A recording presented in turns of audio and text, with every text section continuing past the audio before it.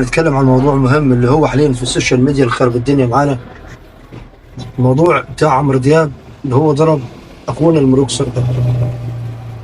احنا بنتكلم بنقول نوجه رساله من هنا لروكسور ذات نفسها. احنا نوجه رساله لكل حبايبنا واخواتنا في روكسور والصعيد كله، احنا ناس رجاله.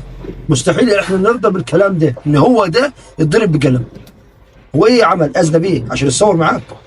هو انت مين عشان يتصور معاك اصلا؟ ان انت تمد ايدك عليه. انت مين؟ هو اصلا مؤاخذه اخونا بتاع روكسور ده، هو غلطان اصلا. ليه؟ لان هو ده رايح يتصور معاه. طب والله العظيم اقسم بالله عليه اطلق احمد عادل صوته احسن مني. احمد عادل احسن منه.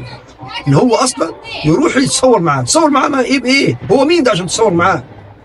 نبغى نوجه رساله ان احنا مش هنسيب حقه وكلتنا وراه، وروكسور كلتها رجاله. ولازم الفيديو ده يوصل لعمرو دياب، لازم يوصل له الفيديو ده ان احنا كلتنا رجاله ومش هنسيب حقه. وانت مين اصلا عشان تضربه؟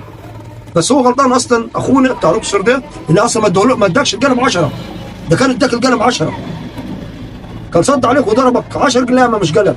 وانت مين اصلا عشان تضربه ولا تمد ايدك عليه اصلا؟ ومش هنسيب حقه، هنشوف احنا واحنا قاعدين ومستنيين.